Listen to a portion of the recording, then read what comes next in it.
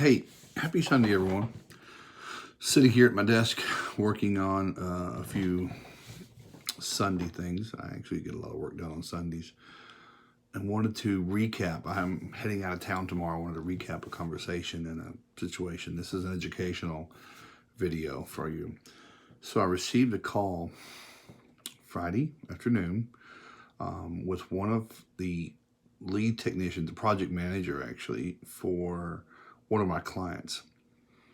And he could not get a hold of the owner of his company, my primary client. But as with all my clients, I'm available to their staff as well anytime. And ideally, I'd rather them call me and leave the owner alone, because I'm trying to create freedom for the owner to work on their business. But anyway, nonetheless, they were at a home. It was a trauma cleanup. It had come in late in the afternoon. They were out there, and he called, and he had this is a great project manager, but relatively new to trauma, and he had just actually taken trauma class with Dave Hodge a month or two ago. But he called and he asked, says, "Clark, we have a little bit of blood splatter, a little bit, not concentrated, not heavy, on the popcorn ceiling." And he says, "I don't remember, do I need to cut the ceiling out or what?" And I said, "No, you can scrape that off. So popcorn you can scrape. And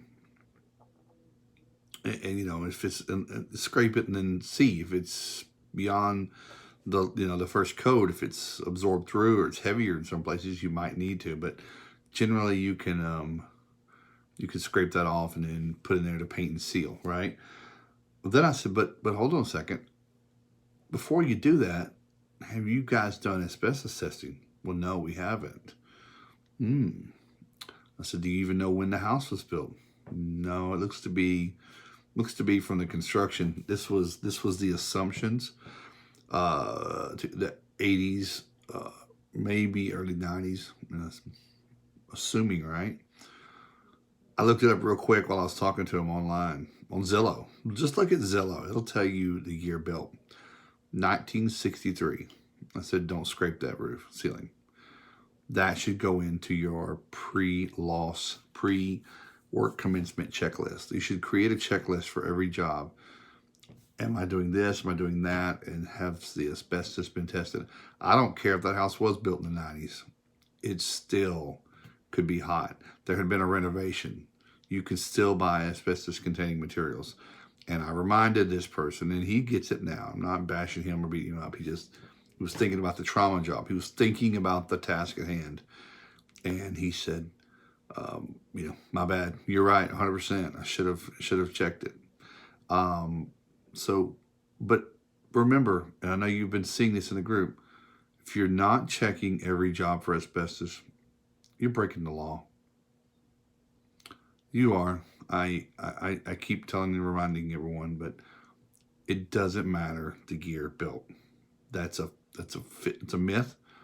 It's a misinterpretation and a miscommunication strongly. The OSHA regulations, 1910-329, David Hodge, we have it in air. You can see the actual video with the actual line of. You have to make sure it doesn't exist. You can't assume because of the date that it does.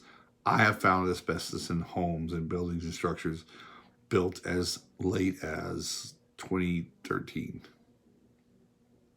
Over 1%. So,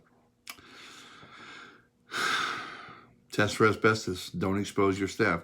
I know you already got your PPE on, and you're thinking, it's got to be handled a different way. It's just it's a regulated thing.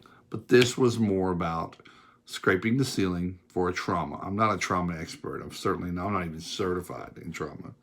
But I knew the answer to that question. So I asked him to just leave it. Maybe if he wanted to, he could put poly up and staple it and seal it. But they need to have that tested. It's a pretty bad trauma. They're pulling out the floor and the subfloor and everything. So there's no one living there. So anyway, just a reminder to you, Check that asbestos, please. The staff that you're potentially exposing that to are sons and daughters, husbands, wives, parents, grandkids. They're people. Don't say, oops, I didn't know, because now you do. You can't unknow it, right? Just do it, okay? Everyone have a great weekend.